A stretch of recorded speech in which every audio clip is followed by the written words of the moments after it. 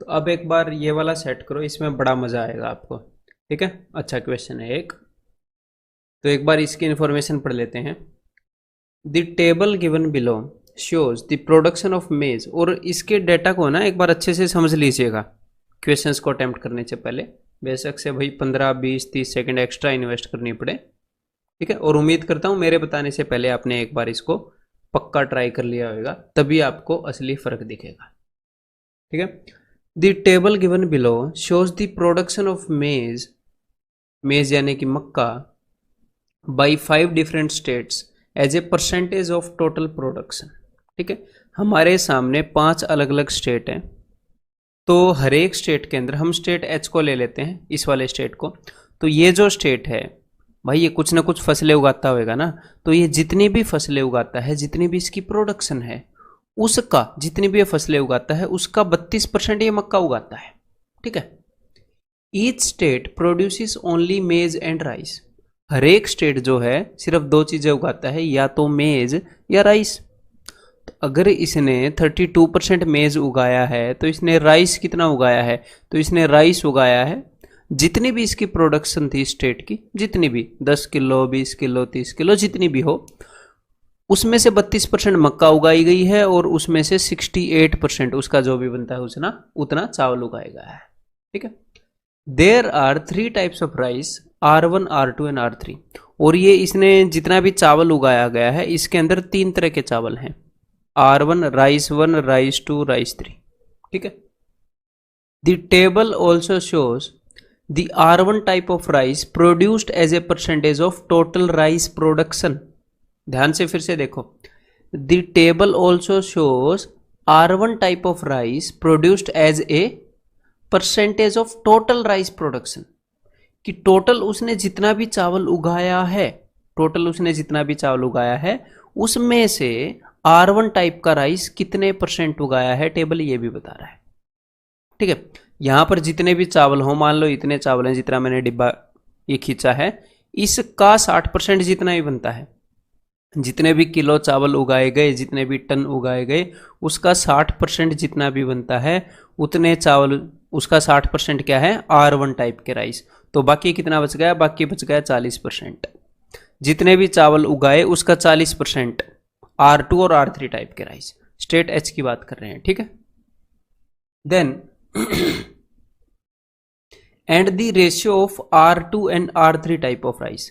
तो R2 और R3 जो राइस उसने प्रोड्यूस किए हैं वो किस रेशियो में प्रोड्यूस किए हैं ये भी बता रहा है। यानी कि स्टेट एच की बात हम कर रहे हैं कि उसने R2 और R3 राइस जो है वो कितना उगाया है, वो उसने उगाया 40%। ठीक है, एक बार मैं ये चीज आपके लिए निकालूंगा जब ये डेटा आगे मिल जाएगा उससे। Total production by each state is this. और हर एक स्टेट ने कितनी प्रोडक्शन की है? हर एक स्टेट ने इतनी प्रोडक्शन की है, इतने किलो की होगी या जो भी की है। ठीक है, इकाई, दहाई, सैकड़ा, हजार, 10,000, लाख, यानी कि 6.25 लाख इतनी प्रोडक्शन की है हर एक स्टेट ने। अब देखो मैं आपको ये बताता हूं कि स्टेट एच ने जो R3 टाइप के राइस उगाए हैं वो कितने हैं। देखो हर एक स्टेट ने कितनी प्रोडक्शन की है? हर एक स्टेट ने प्रोडक्शन की है 6.25 लाख की। ठीक है, तो इतने लाख किलो अनाज उगाया है, इसमें से 32% तो इसने मेज उगाया है, इसका 32% जितना भी होता है, तो इसका 68% जितना भी होता है उतना इसने क्या उगाया? उतने इसने चावल उगाए हैं, तीनों तरह के चावल, R1 plus R2 plus R3, तीनों तरह के चावल। इसका जो भी 68% है उसमें तीनों तरह के चावल आ गए। ठीक है, अब आगे बढ़ते हैं। तो ये तो आ गए भाई टोटल राइस। अब टोटल इसने जितने भी राइस उगाए हैं टोटल, उसमें से 60% तो R1 टाइप के राइस है। तो बाकी का 40% क्या हो गया? बाकी का 40% हो गया R2 और R3 टाइप के राइस। क्लियर है? R2 और R3 कितने हो गए? बाकी के 40%। तो मैं क्या कर रहा हूं? मैं इसका 40% निकाल रहा हूं। यानी कि अब हमारे सामने क्या है? अब हमारे सामने है R2 प्लस R3 राइस की प्रोडक्शन। जितने भी इसने चावल उगाए थे उसका मैंने 40% निकाल लिया, तो R2 और R3 की प्रोडक्शन आ गई। अब R2 और R3 की टोटल जितनी भी प्रोडक्शन है, अगर मैं उसको, ध्यान से सुनिएगा, अगर मैं उसको 6 + 11 17 हिस्सों में बांटूं तो 6 हिस्से R2 राइस के हैं, 11 हिस्से R3 राइस के हैं। और मैंने आपको क्या बोला था, मैं आपको R3 की दिखाऊंगा, तो यानी कि 11/17। ये लो भाई, ये आ गए अपने R3 टाइप के राइस जो स्टेट H ने प्रोड्यूस करे हैं। इसको जब आप कैलकुलेट करोगे तो ठीक है मेरे भाई।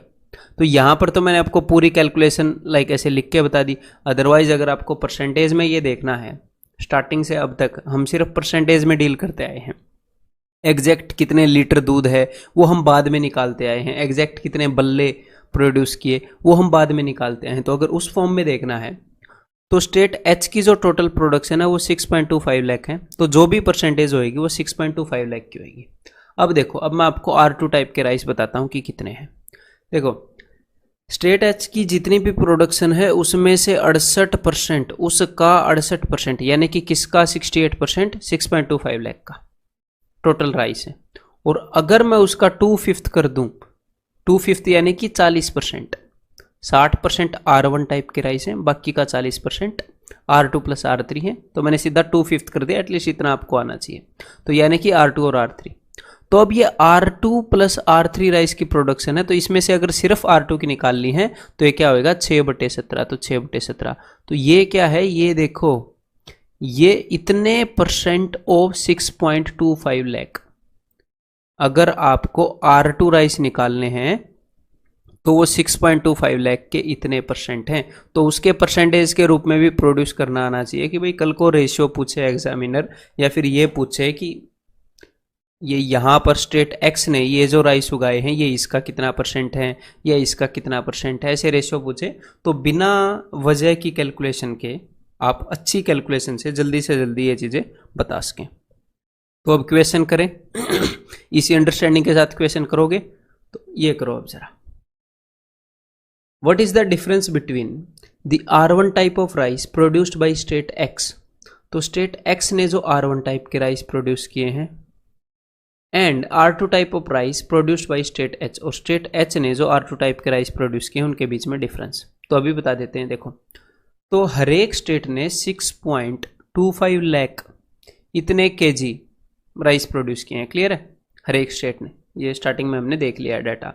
अब देखो, स्टेट एक्स के R1 टाइप के राइस निकालने हैं, स्टेट एक्स ने प्रोड्यूस किए हैं 6.25 लाख का 52% मेज। तो हमने क्या देखना है, हमने देखने हैं राइस, तो 100 में से घटाना पड़ेगा 48%। तो ये टोटल राइस आ गए, और इसमें से इसका 60% जो भी बनता है यानी कि 3/5 इसका, ये हो गए भाई R1 टाइप के राइस स्टेट एक्स के, ये वाली वैल्यू हो गई। दूसरी हमने निकाली है स्टेट एच के R2 टाइप के राइस। तो स्टेट एच ने टोटल जो प्रोडक्शन है उसका 68% राइस उगाए हैं, ठीक है, 68%।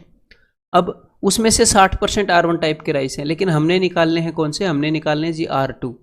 तो यानी कि R2 और R3, अगर R1 60% है तो बाकी का 40% राइस R2 और R3 होंगे। तो 40% निकालने के लिए किससे गुणा करते हैं, 2/5 से। क्लियर है, तो ये R2 + R3 की प्रोडक्शन आ गई है, लेकिन हमने सिर्फ R2 की निकालनी है, तो 6/17। ये लो भाई, बस इन दोनों चीज़ों का डिफरेंस बताना, कोई खास बड़ी बात नहीं है यहाँ पे, ठीक है। तो 17 चौके 68, तो यहाँ पर क्या हो गया 48 × 3/5, और यहाँ पर क्या है 6 चौके 24 दूनी 48/5। देखो यहाँ पर 48/5 × 3 ये वाली सिचुएशन है, और यहाँ पर 48/5 है। तो आप इसको कैसे देख सकते हो, यहाँ पर 48 3 बारी आया है और यहाँ पर 48 सिर्फ एक बारी है। तो अगर मैं डिनोमिनेटर को एज इट इज़ लिख लूँ, बिकॉज डिनोमिनेटर सेम है, तो 48 3 बारी -48 1 बारी, तो 48 कितनी बारी होएगा, 2 बारी। ठीक है, तो ये अब जो भी चीज़ बच गई है ये इनकी कैलकुलेशन के बाद है। ये क्या है कि इतने % ऑफ 6.25 लाख, क्योंकि हर एक स्टेट ने 6.25 लाख इतने की प्रोडक्शन की है। तो चलिए अब 6.25 लाख का इतना % निकाल लेते हैं। 6.25 लाख का 1% क्या है, 6.25 के, यानी कि 6250। 6.25 लाख का 1% इतना है, हमने इतना % निकालना है। बस अब कैलकुलेशन कर लेते हैं। तो चलो भाई, 5 से मैं इसको कैंसिल आउट कर रहा हूँ, ये कितने पर जाएगा, ये जाएगा 125 पर। और जैसे ही आपने 125 देखा तो आपको ये पता होना चाहिए मेरे भाई कि 125 का मतलब है 5 का क्यूब। और जैसे ही मुझे 5 दिखता है फिर मैं ये देखता हूं कि क्या मुझे, देखो एक 5 और एक 2 मिलकर 10 बना देते हैं। तो अगर आपको 80 इंटू 5 करना हो या 80 इंटू 6 करना हो तो 6 8 48 और एक जीरो लगा देते हो। तो जब भी आपकी कैलकुलेशन में जीरो होती है तो कैलकुलेशन बहुत आसान हो जाती है। तो इसीलिए जब भी मुझे 5 दिखता है तो मैं उसके साथ एक 2 को मिलाने की कोशिश करता हूं कि मेरी कैलकुलेशन आसान हो जाए। तो 125 का मतलब है, एग्जाम में मैं इसको स्प्लिट नहीं करूंगा, दिमाग में ही देख लूंगा कि 125 मतलब 3 5। तो मैं यहां से देखूंगा कि क्या मेरे पास यहां पर 3 2 हैं, तो 1 2 तो ये रहा। और ये 48 क्या होता है, 48 होता है भाई 16 3 48, यानी कि 2 2 2 2 और 3, 16 3 48। तो देखो ये 3 2, या फिर अगर आपको इसमें दिक्कत हो, देखो 1 2 तो इसको ऑलरेडी दे चुके, हमें इसको 3 2 देने हैं। तो 2 2 का मतलब है 4, तो इसको 12 चौके 48 ऐसे तो ब्रेक कर सकते हो ना, 12 चौके 48। तो जब ये 3 2 वहां पर जाएंगे तो 3 जीरो हो जाएंगी, एक जीरो ऑलरेडी है। तो 1 2 3 4 जीरो हो गई, और उसके बाद यहां पर बचा क्या, सिर्फ 12 बचा। तो यहां पर आंसर क्या हो जाएगा, option P. As simple as that. एक बार फिर से इसकी कैलकुलेशन करके देखो, बहुत बच्चों वाली कैलकुलेशन है, ठीक है। और एक्चुअल में टाइम टेकिंग क्वेश्चंस के अमंगस्ट आता है ये एक्चुअल में, ठीक है, और एक्चुअल क्वेश्चन है। एक बार ये क्वेश्चन ट्राई करो जरा। What is the sum of the total production of maize by state X and T? तो maize by state X and T and the total production of R2 type of rice by state S and R और R2 type of rice by S and R, इनका हमने सम निकालना है। तो चलिए निकाल लेते हैं। तो देखो भाई, स्टेट X जो है वो कितनी मेज प्रोड्यूस करता है, 52%। किसकी 52%, 6.25 लाख की। स्टेट टी जो है वो टोटल कितनी मेज प्रोड्यूस करता है, 74%। किसकी 74%, 6.25 लाख की। तो सेम चीज की परसेंटेज है, तो जोड़ो इन दोनों को सीधा। तो 7 और 5 12, 120 और 6 126% ऑफ 6.25 लाख, 6.25 लाख की 126%, ठीक है। तो 6.25 लाख की परसेंटेज है ना, बस इस बात को ध्यान रखो, उसी के परसेंटेज के रूप में हम डील कर रहे हैं। अब R2 type of rice by S and R, तो चलिए भाई देखते हैं। तो यानी कि ये, तो स्टेट एस ने 52% मक्का उगाई तो 48% राइस उगाया, तो 48% टोटल राइस उसने 6.25 लाख का 48% उगाया, उसका 55% उसने R1 राइस उगाया। तो यानी कि R2 प्लस R3, 100 में से 55 गए 45%। तो 45% कैसे निकालते हैं, 45 बाई 100, उसको मैं लिखता हूँ 9/20, 45/100 को, इतना तो आप लिख ही सकते हो। तो ये आ गए R2 plus R3 type of rice, और हमने निकालने हैं सिर्फ R2, यानी कि टोटल 9 में से 4, यानी कि 4/9। तो ये आ गए स्टेट S द्वारा R2। सिमिलरली स्टेट R द्वारा R2 लिखने में देखो कितना टाइम लगेगा। ये 62 है यानी कि 38, ये 60 है यानी कि 40, 40 यानी कि 2/5, और R2 यानी कि 9/19। तो एक्चुअल में बहुत कम टाइम लगता है जब, अगर मैं किसी को एक्सप्लेन ना करूं तो। क्लियर है, समझ में आ गया, बस इन चीज़ों को जोड़ना है। तो एग्जामिनर ने कैसी कैलकुलेशन रखी है ये और देख लो जरा आप। 4 5 20, 19 दूनी 38, तो ये क्या हो गया, 2 दूनी 4, 4 नहीं में 36, 36/5, और यहाँ पर क्या हो गया 48/5, ठीक है। तो 36 और 48 कितने होते हैं भाई, 70 और 14 84/5। तो इन दोनों को मैंने जोड़ दिया है, 84/5 हो गया ये, ठीक है। तो ये हो गया 84/5, और 84/5 क्या होता है बताना जरा। 84/5 हो जाएगा 16 5 80, 16.8%।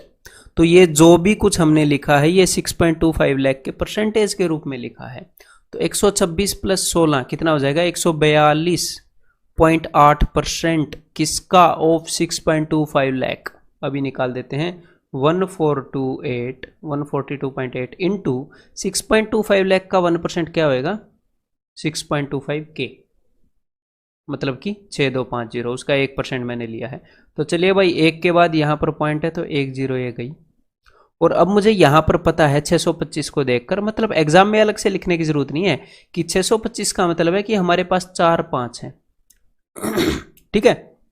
तो यहां से जितने भी 2 अवेलेबल हो सकेंगे मैक्सिमम, हम वहां पर पहुंचाने की कोशिश करेंगे।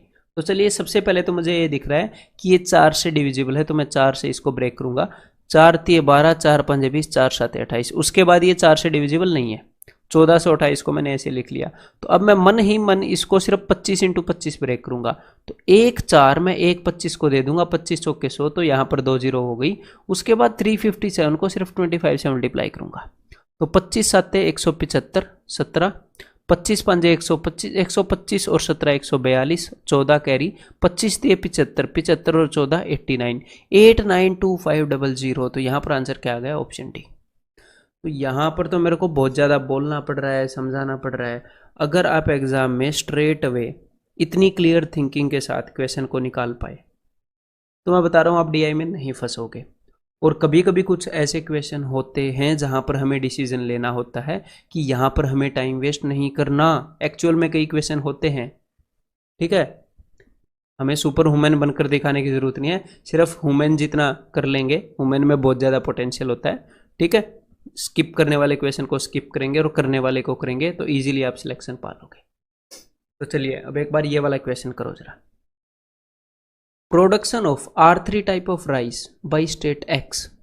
तो स्टेट X के द्वारा जो R3 टाइप ऑफ राइस की प्रोडक्शन है that is what percent of production of R1 type of rice by state S। तो स्टेट S के द्वारा जो R1 टाइप ऑफ राइस की प्रोडक्शन है उसका कितने परसेंट है, ऊपर वाली वैल्यू नीचे वाली का कितना परसेंट है।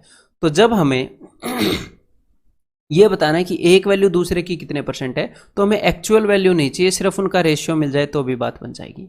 तो मैं एक्चुअल में ये नहीं निकालूंगा कि भाई R3 की प्रोडक्शन कितनी है, मैं जस्ट 6.25 लाख की परसेंटेज के रूप में उसको रख लूंगा, ठीक है, सिर्फ रेशियो निकाल लेंगे। तो चलिए मजा करते हैं, सिर्फ परसेंटेज पूछी है। और ऐसे क्वेश्चन में कभी कभी स्टूडेंट बिना वजह लंबी कैलकुलेशन करता है, ये वाली वैल्यू भी निकालेगा, ये वाली भी वैल्यू निकालेगा, फिर देखेगा वो बड़ी वाली वैल्यू इस बड़ी वाली वैल्यू का कितना परसेंट है, बिना वजह की कैलकुलेशन। अब देखना कम से कम कैलकुलेशन कैसे करनी है। तो स्टेट X के द्वारा R3 यानी कि ये वाली वैल्यू, तो स्टेट X जो है वो 52% मेज प्रोड्यूस करता है, तो चावल कितने प्रोड्यूस करता है 48, तो यहाँ पर सिर्फ 48 लिखा मैंने। 48 किसका परसेंटेज है 6.25 लाख का। अब ये इसने जितने भी चावल प्रोड्यूस किए उसमें से 60% तो R1 टाइप के प्रोड्यूस किए, तो बाकी के R2 प्लस R3 के 40% प्रोड्यूस किए, यानी कि इसका 2/5।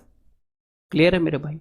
तो अभी हमें पता चल गया R2 प्लस R3 के बारे में। और जितने भी R2 प्लस R3 प्रोड्यूस किए उसमें से अगर वो टोटल 8 हैं, 8 में से सिर्फ 5 पार्ट R3 के प्रोड्यूस हुए हैं, यानी कि 5/8।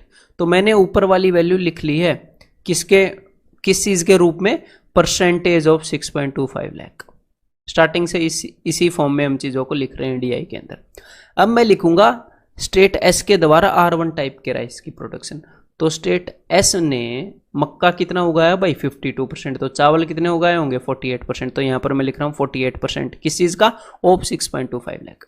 तो जितने भी इसने चावल उगाए उसमें से R1 टाइप के राइस जो हैं वो 55% उगाए। तो 55 मतलब कि 55/100, 5 से काटूंगा तो 11/20, तो 20 चला गया ऊपर, ठीक है। तो बस ये बन गई बात। ये रेशियो बताना इसमें क्या ही कैलकुलेशन है। 48 से 48 कट गया, 5 से 5 कट गया, 2 चौके 8, 4 5 20, तो यहाँ पर क्या हो गया 5/11। तो हमने क्या बताना है, ऊपर वाली वैल्यू नीचे वाले की कितनी परसेंटेज है। तो आपको पता होना चाहिए नीचे 11 होता है तो ऊपर 9 का टेबल आता है, तो 9 5 45 प्लस 45%, यानी कि अपना आंसर क्या हो जाएगा, ऑप्शन ए। समझ में आ गई बात। तो मेन में आपको ये नहीं सिखाने की कोशिश है मेन कि भाई आपने कैसे आंसर निकालना है, नहीं। हो सकता है आंसर आप किसी और मेथड से, मतलब कि थोड़े से लेंदी मेथड से आप जल्दी जल्दी करके इससे भी जल्दी निकाल लो, नहीं, मतलब थॉट प्रोसेस डेवलप करने की मैं बात कर रहा हूँ कि इस तरीके से आपने सोचना है, ठीक है, कि जो ऐसी चीज़ें हैं जो निकालने की ज़रूरत नहीं है, जो एक्स्ट्रा कैलकुलेशन है वो हम क्यों करें, ठीक है। अब ये वाला और करो जरा। A is equal to average of R3 type of rice produced by state HRSX। तो स्टेट HRSX इन चारों स्टेट्स ने जो R3 type of rice produce किया है उसकी एवरेज। तो जैसे ही आप इस क्वेश्चन को देखोगे कि अच्छा ए की वैल्यू क्या है, इन चारों की वैल्यू निकालूं डिवाइडेड बाई 4 करूं क्योंकि एवरेज निकालनी है, ठीक है। और बी क्या है, बी है difference between R2 type of rice produced by state T and R1 type of rice produced by state R, और फिर मैं निकालूं बी माइनस ए। अरे ये तो इतना कैलकुलेटिव हो गया, तो कैलकुलेटिव हो गया, टाइम थोड़ा सा नॉर्मल से ज़्यादा ये लेगा, लेकिन औरों के लिए भी एग्जैक्टली इसी लेवल का क्वेश्चन है, तो हताश नहीं होना। हो सकता है आप इसको फर्स्ट राउंड में ना करो इस क्वेश्चन को, लेकिन जिस भी राउंड में करो, सेकंड राउंड में करो या थर्ड राउंड में करो, मैं पॉसिबली इसको सेकंड राउंड में करूंगा, तो बड़ी शांति से इत्मीनान से करोगे इसको, तो इतना ज़्यादा वक्त भी नहीं लेगा, ठीक है। और हम कॉम्पिटिटिव एग्जाम में हैं और लोगों का भी इस क्वेश्चन के ऊपर ज़्यादा टाइम लगेगा, इसीलिए फर्स्ट राउंड में सिर्फ वो क्वेश्चन करने हैं। कॉम्पिटिटिव एग्जाम का क्या मतलब है कि 1 घंटे के अंदर किसने मैक्सिमम मार्क्स लिए। एग्जामिनर ये नहीं बोलता कि 1 घंटे के अंदर किसने सबसे ज़्यादा डिफिकल्ट क्वेश्चन किए, ना, किसने मैक्सिमम मार्क्स लिए। डिफिकल्ट क्वेश्चन भी उतने ही मार्क्स का है, इजी भी। तो सबसे पहले फर्स्ट राउंड में हम इजी, और इजी का क्या मतलब है, डिफिकल्ट और इजी से मेरा क्या मतलब है कि कम टाइम लेने वाले क्वेश्चन पहले करेंगे। डिफिकल्ट को भी कम टाइम में कर सकते हो तो कर दो, दिक्कत ही क्या है, ठीक है। तो कम टाइम लेने वाले क्वेश्चन फर्स्ट राउंड में, फिर थोड़े से ज़्यादा टाइम लेने वाले क्वेश्चन सेकंड राउंड में, फिर ऐसे क्वेश्चन भाई जो बहुत ज़्यादा टाइम ले या फिर जिनके ऊपर आपको बैठकर सोचना पड़े। ऐसे क्वेश्चन भी कर लेते हैं एग्जाम में जिनको वहीं पर बैठ के सोचना पड़ता है, लेकिन ऐसे क्वेश्चन कब कर पाते हैं, स्टूडेंट को लगता है कि सर वहाँ पर तो सोचने का टाइम मिलेगा ही नहीं, जब आप फर्स्ट और सेकंड राउंड में अपने ऐसे क्वेश्चन निपटा लोगे जो आपको आते हैं, जब आपकी गुंजाइश खत्म हो जाएगी, सिर्फ ऐसे ही क्वेश्चन बचेंगे जिनके ऊपर आपको सोचना है, फिर करोगे क्या, सोचोगे ही, और क्या करोगे, ठीक है। तो अब करें इस क्वेश्चन को, चलो भाई। तो स्टेट HRSX इन सारे स्टेट्स के द्वारा प्रोड्यूस जो R3 टाइप के राइस है उनकी एवरेज, तो अभी निकाल देते हैं, ज़्यादा टेंशन वाली बात नहीं है। देखो अब मैं सीधा सीधा लिखूंगा, यहाँ पर इन्होंने मेज 32 लिखी है तो मैंने चावल लिख दिए 68, ठीक है मेरे भाई। यहाँ से लिख लेते हैं, तो R1 टाइप के राइस 60 हैं, तो मेरे को सीधा 2/5 नज़र आ रहा है, क्योंकि बाकी का 40% R2 + R3 है, और उसमें से मेरे को नज़र आया 11/17। तो इतनी फास्ट तो हम लिख सकते हैं ना, कोई दिक्कत नहीं है। जब आप R2 का निकालोगे तो 100 - 62, यहाँ पर मेरे को बोलना पड़ रहा है बस, ये 60 है, 100 में से 60 गए 40%, ये 2 तरह के चावल उगाए होंगे, तो 2/5 प्लस 10/19, टोटल 19 में से 10 R3 टाइप के हैं। अब आगे हो गया, ये इंटू होएगा, plus 48 into 2/5 into 5/8 plus 48 into 9/20, 45 के लिए, इंटू 5/9। बस ये है, इसको 4 से डिवाइड करना है, इस सारे को 4 से डिवाइड भी करना है, एवरेज निकालनी है, ठीक है। तो चलिए भाई अब कैंसिल आउट करते हैं। 17 चौके 68, 19 दूनी 38, 5 दूनी 10, 8 छिक्के 48, 5 से 5 गया, 9 से 9 गया, 5 चौके 20, 4 से ये 12 पर गया, यहाँ पर ये कैंसिल आउट हुआ नहीं भाई। तो अब मैं क्या करूँगा, मैंने इनकी एवरेज निकालनी थी ना, तो इनको जोड़ने के बजाय मैं इनको पहले ही 4 से भाग कर दूंगा हर एक को। अब मैं हर एक को 4 से भाग कर रहा हूँ मेरे भाई, ठीक है। इनको जोड़ के भी मैं 4 से भाग करता, क्योंकि इनकी एवरेज निकालनी है, पहले ही कर दूं, क्यों बिना वजह कैलकुलेशन बढ़ाएं। तो 2 और 2 ये काट दिया मैंने, ठीक है। ये 6 दूनी 12 होना था ना, तो 4 तिये 12, ये 12 ही है, 4 तिये 12। अब मैं सबको देख लेता हूँ क्या बचा है। यहाँ पर 3 बचा, यहाँ पर 3 बचा, यहाँ पर 2 बचा, तो 3 और 3 6 और 2 8। और यहाँ पर क्या बचा है, यहाँ पर बचा है 11 दूनी 22/5, यानी कि 4.4। तो 3 और 3 6, 2 8 और 4 12, 12.4% ऑफ 6.25 लाख। तो मैंने सिर्फ 12.4 रख लिया। तो अब बताओ, मेरे को ए की वैल्यू मिल गई ना, 12.4 याद रखेंगे, ए की वैल्यू हमें मिल गई 12.4। अब मैं निकाल रहा हूं भाई बी की वैल्यू। देखो, difference between R2 type of rice produced by state T ने जो R2 type of rice produce किए हैं वो, और R1 type of rice produced by state R ने जो R1 type of rice produce किए हैं वो, इनका जो डिफरेंस होगा वो होएगी बी की वैल्यू। तो चलिए अभी निकाल लेते हैं। तो भाई स्टेट टी ने जो R2 टाइप के राइस प्रोड्यूस किए हैं वो ये हैं। तो स्टेट टी ने मक्का प्रोड्यूस किए 74, तो चावल प्रोड्यूस किए हैं 26। उसमें से R1 टाइप के राइस हैं 80, तो R2 और R3 टाइप के राइस होंगे 20%, यानी कि 1/5, ठीक है। इन दोनों को मिलाकर इतने राइस हैं। उसमें से टोटल अगर 13 चावल हैं तो 3 चावल R2 हैं, तो यानी कि 3/13। इसका और एक और नंबर है उसका डिफरेंस निकाला हमने। तो स्टेट आर ने 62% मक्का प्रोड्यूस किया है, तो 38% राइस प्रोड्यूस किए हैं, और R1 टाइप ऑफ राइस है जिसके 60% यानी कि 3/5। एक बार इनका डिफरेंस निकाल लेते हैं तो हमारे पास बी की वैल्यू आ जाएगी। ठीक है भाई, तो चलिए डिफरेंस निकाल लेते हैं। तो 13 दूनी 26, तो यहाँ पर क्या हो गया, यहाँ पर हो गया 3 दूनी 6/5, 6/5, और ये क्या है 3 3 9 90 और 24 114/5। इन दोनों का डिफरेंस 14 में से 6 गए 8, 108/5। इन दोनों का डिफरेंस ही निकालना था ना, 108/5। तो ये वैल्यू हो गई बी की। और अब हमने क्या निकालना है, अब हमने निकालना है B-A। तो बस B-A। अब बी की वैल्यू क्या है, 108/5 क्या होता है, तो ये हो गया भाई 21.6। दिस इज 21.6% ऑफ किस चीज़ का परसेंट, 6.25 लाख। हम स्टार्टिंग से ही 6.25 लाख के परसेंटेज के फॉर्म में चल रहे हैं ना, क्लियर है। तो कंफर्टेबली इस फॉर्म में आपको चलना आ जाएगा, 3-4 बार ये क्वेश्चंस कर लीजिएगा। तो भाई इन दो B-A हमने निकालना है, 6 में से 4 गए 2, 21 में से 12 गए 9, तो ये आ गया 9.2% ऑफ 6.25 लाख। ठीक है, तो 6.25 लाख का 1% क्या है 6.25 के, यानी कि 6250। तो 1 पॉइंट से 1 0 गई। अब ये जो है इसको मैं ऐसे देख पा रहा हूँ 4 × 23, और इसको मैं देख पा रहा हूँ 25 × 25। ऐसे लिखने की जरूरत नहीं है। तो 4 × 25 से 2 0 आ जाएंगे, और 25 × 23 क्या होगा, 25 दूनी 50, 575, 575 के आगे 2 0, means the answer will be option C. Clear है। अगर आप क्लियरली इन चीज़ों को समझ पा रहे हो, शांति से देख पा रहे हो, और 3-4 बार इन क्वेश्चंस को करोगे, और एग्जाम में क्वेश्चन के डाटा को शांति से पढ़ोगे, क्वेश्चन को शांति से पढ़ोगे, तो कोई चांस नहीं है कि आप बहुत ज़्यादा इनके अंदर टाइम लो। और हाँ, अगर आपको ये लगता है कि नहीं एग्ज़ाम में इतने क्लियरली हम नहीं कर पाते हैं, शांति से नहीं कर पाते हैं, तो भाई जब आप लो कॉन्फिडेंट होते हो तो आपको हड़बड़ाहट होती है एग्ज़ाम में। और लो कॉन्फिडेंट कब होते हो, लो कॉन्फिडेंट होते हो जब आपने प्रैक्टिस कम की हो। तो मेहनत नहीं करोगे, अगर आप प्रैक्टिस नहीं करोगे तो फिर तो आप लो कॉन्फिडेंट हो गए ही ना। तो प्रैक्टिस करो। पिछले 3-4 साल के एसएससी के जितने भी एग्जाम्स एसएससी ने लिए हैं, आपके एग्जाम से 1 महीना पहले एटलीस्ट आपका सिलेबस खत्म हो जाना चाहिए, जो भी आपको जानना है वो सारा। उसके बाद धड़ाधड़ मॉक टेस्ट आपने देने हैं।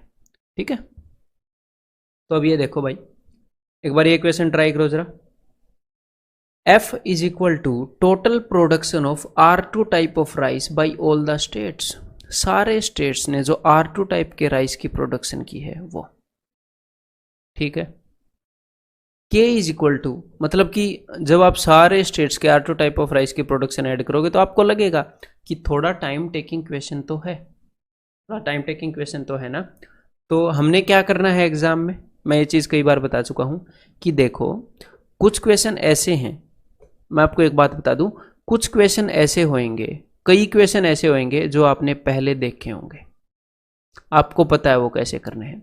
कई क्वेश्चन ऐसे होंगे जो पहले आपने हाफ देखे होंगे। हाफ देखे का क्या मतलब है कि आपको क्वेश्चन का आधा हिस्सा तो ऐसा लग रहा होगा इजी है, कुछ लग रहा होगा कि कुछ तो मिसिंग है, मतलब थोड़ा सा दिमाग में नहीं आ रहा होगा। कुछ क्वेश्चन ऐसे होंगे जो आपको लगेंगे कि मैंने नहीं देखे, मतलब कि वहां पर आपको नए तरीके से सोचना पड़ेगा। अब अगर आपको ये लगे अरे यार अगर ऐसे क्वेश्चन आएंगे जो मैंने नहीं देखे फिर मैं क्या करूँगा, मैं पहले ही इतने क्वेश्चन कर लेता हूँ कि एक भी क्वेश्चन ना हो कि मैंने नहीं देखे। तो अगर आपको 5-6 साल में एसएससी की तैयारी करनी है तो कर लो, कोई दिक्कत नहीं है। अगर ऐसा चाहते हो कि मैं सारे, क्योंकि आप सारे कंसेप्ट कर सकते हो, एक आधे नए क्वेश्चन आए तो ये नहीं है कि नहीं होगा। जो भी नया क्वेश्चन है कंसेप्ट वही है, पाइथागोरस ही लग रहा है, सिमिलरिटी ही लग रही है, वही चीजें लग रही है। नए क्वेश्चन से मेरा मतलब ये नहीं है कि नया कंसेप्ट ही आ गया, मतलब ऑल टुगेदर नया फॉर्मूला आ गया ज्योमेट्री का जो वहां पर लग रहा है, तो आप नहीं कर पाओगे या फिर उसको वहां पर डिराइव करना पड़ेगा। ठीक है, तो देखो कुछ ऐसे क्वेश्चन होते हैं या फिर कुछ ऐसे क्वेश्चन जैसे कि ये क्वेश्चन है जो थोड़े से कैलकुलेटिव हैं, आपको दिख रहा है कि कैलकुलेटिव है सीधा नजरों के सामने। तो देखो इन क्वेश्चंस के लिए टाइम निकालना पड़ता है। जो क्वेश्चन पहले देख रखे हैं जो इजी हैं उनको भी आप 45 सेकंड में करोगे और इनको भी 45 सेकंड में, ऐसे नहीं होता। ठीक है, कई क्वेश्चंस 2-2 मिनट 3-3 मिनट भी ले लेते हैं, और कई ऐसे नए क्वेश्चन, ईमानदारी से मैं आपको बता रहा हूं, फिर भी मतलब full out of full score हो जाता है। क्योंकि मैक्सिमम जो पोर्शन है सबसे ज़्यादा परसेंटेज इस टाइप के क्वेश्चंस की होगी, तो उसको कम से कम टाइम में जो निपटाएगा उसको इनके लिए टाइम मिलेगा, फिर वो इनको भी जल्दी से कर लेगा जिसकी अंडरस्टैंडिंग ठीक है। ठीक है, तो उसके बाद बहुत कम क्वेश्चंस बचेंगे। अगर परसेंटेज वाइज देखें तो बहुत कम क्वेश्चन बचेंगे जो इस कैटेगरी में आएंगे, फिर आपके पास इनके लिए टाइम होगा और कॉन्फिडेंस होगा अगर पहले प्रैक्टिस किया तो। ठीक है मेरे भाई, अब चलो इस क्वेश्चन को करते हैं।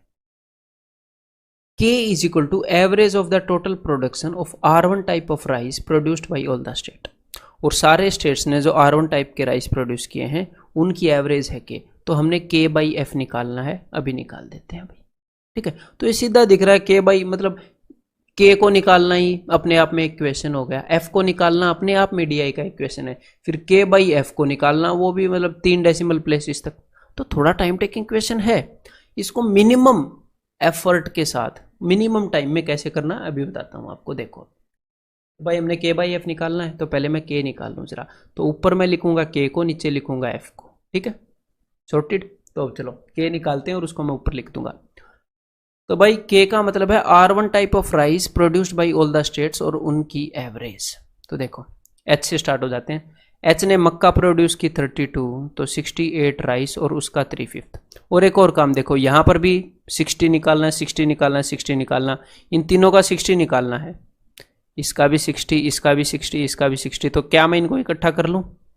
आपका दिल करे तो आप अलग अलग कर सकते हो, लेकिन जब ऐसे वैल्यू दिख रही है तो इकट्ठा कर ही लेते हैं। तो चलो 6 और 3 9, 9 और 5 14, 140, 140 और 6 146, तो 146%। वैसे हमने इनको नहीं जोड़ना था, ये मैंने गलत जोड़ दिया, हमने राइस निकालना था। तो जब मैंने 146 जोड़ ही दिया है तो मैं 300 से घटा रहा हूँ इसको। ठीक है, 300 में से 146 गए तो भाई ये हो गए 154। जब आप 68% एंड 38% एंड 48% इनको जोड़ोगे तो 154 आ जाएगा। ठीक है मेरे भाई, तो क्या आ जाएगा 154, देख लो 100 और 3 130 और 24 154, क्योंकि हमने सिर्फ राइस देखना था कि ये इतना मक्का प्रोड्यूस किया कि राइस कितना प्रोड्यूस किया। तो जो भी राइस प्रोड्यूस किया उसका 60% R1 टाइप का राइस है, तो यानी कि 154 का 3/5 ये हमने तीनों स्टेटों का इकट्ठा निकाल दिया।